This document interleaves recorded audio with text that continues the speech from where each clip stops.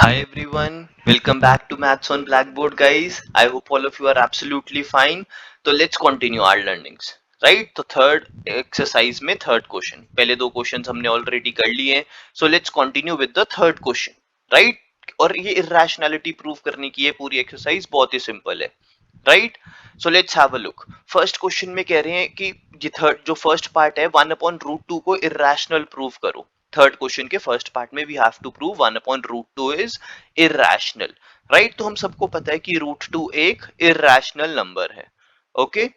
अगर जरूरत पड़े तो हम प्रूव भी कर सकते हैं, जैसे हमने फर्स्ट एंड सेकंड क्वेश्चन किए हैं इस एक्सरसाइज के. राइट? तो अब यहाँ पे क्या करना है, अगेन वही फर्स्ट स्टेप आपको पता है. Assume 1/√2 is rational. Assume 1/√2 is rational. Correct? Then second step क्या होता है? सेकेंड स्टेप इज कि इसको 1/√2 को इक्वल ले लो a अपॉन b के. राइट? यू ऑल नो कि ये जो डिनोमिनेटर है वो कभी जीरो नहीं हो सकता है रैशनल नंबर में, और a और b दोनों इंटीजर्स ही होते हैं हमेशा. ये दोनों इंटीजर्स ही होते हैं ना जब भी हम रैशनल नंबर को p अपॉन q फॉर्म या a अपॉन b फॉर्म में लिखते हैं. राइट? अब थर्ड स्टेप में हमने इसको रीअरेंज करना है. रीअरेंज इस हिसाब से करना होता है कि √2 जो इरेशनल पार्ट है वो एक तरफ रह जाए, बाकी सारे नंबर्स किसी और साइड, दूसरी राइट साइड चली जाए. राइट? तो इनको क्रॉस मल्टीप्लाई करके आया है b is equal to a√2. Right? तो मैं इसको लिख सकता हूँ b upon a is equal to √2, ऐसे लिख सकते हैं. करेक्ट? मुझे बस इरेशनल पार्ट एक तरफ चाहिए था. अब हम सबको पता है कि ये जो √2 है ये क्या है, रैशनल या इरेशनल? ये है इरेशनल. राइट? लेकिन b अपॉन a जब दो इंटीजर्स को डिवाइड करोगे तो वो आंसर तो हमेशा रैशनल आएगा ना. करेक्ट? ये थर्ड स्टेप है. तो हम यहाँ पे लिखेंगे b upon a is rational. Right? But √2 is irrational. तो वो दोनों इक्वल हो नहीं सकते. ये तो कॉमन सेंस है कि रैशनल और इरेशनल नंबर आपस में इक्वल कैसे हो गए. Hence they can not be equal. Hence they can not be equal. This is a contradiction. और कॉन्ट्राडिक्शन कब अराइज होती है? जब गलत एजम्पशन हो. Right? This is a contradiction because of wrong assumption. This is a contradiction because of wrong assumption. हमने गलत assumption करी है. That's why. Correct? Because of wrong assumption.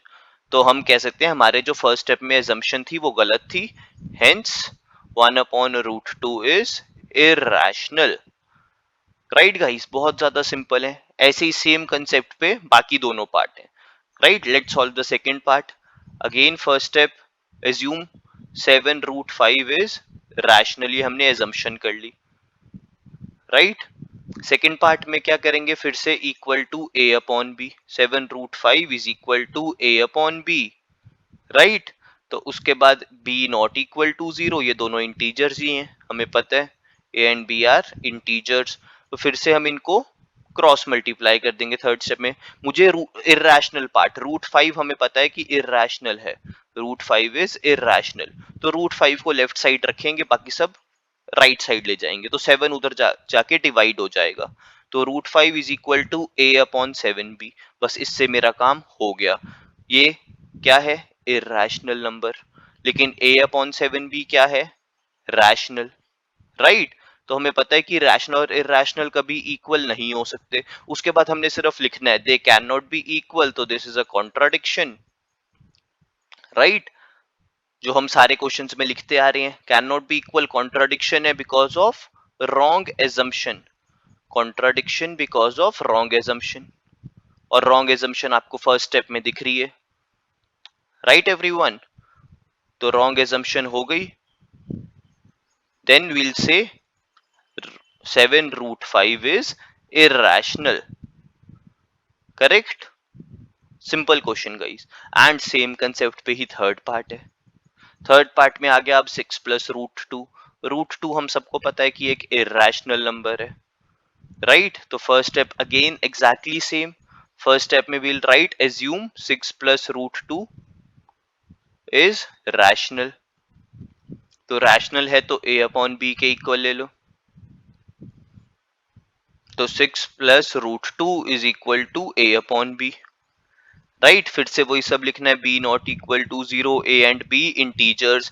Right याद रखना गाइस, जब हमें क्वेश्चन आते हैं √2, √3, √5 इनको इरेशनल प्रूव करो तो हम यहाँ पे को प्राइम लिखते हैं।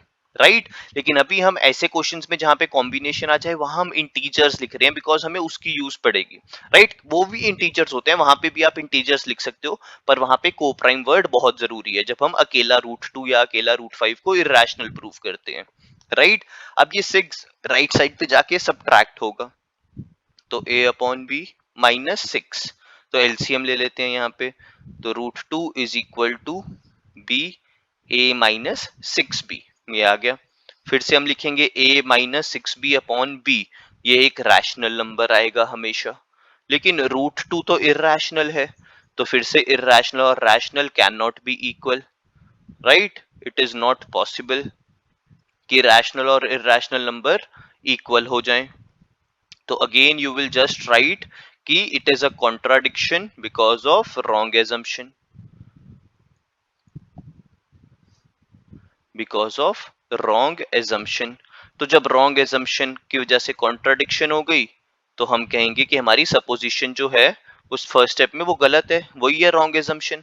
तो hence 6 plus √2 is irrational. Right everyone, तो ये इरेशनैलिटी प्रूव करने का कंसेप्ट बहुत ही ज्यादा सिंपल है, थोड़ा सा लेंथी है but it's very very easy guys. तो यहाँ पे हमारी third exercise is complete. Right तो इसके बाद विल जस्ट स्टडी अब डेसिमल एक्सपेंशन के बारे में, वो भी बहुत ही ज्यादा इंटरेस्टिंग टॉपिक है, तो स्टे ट्यून्ड। और नेक्स्ट वीडियो में will study decimal expansion rational number के, और उसके बेसिस पे एक बहुत ही interesting concept. Okay so don't miss the next video. Bye everyone.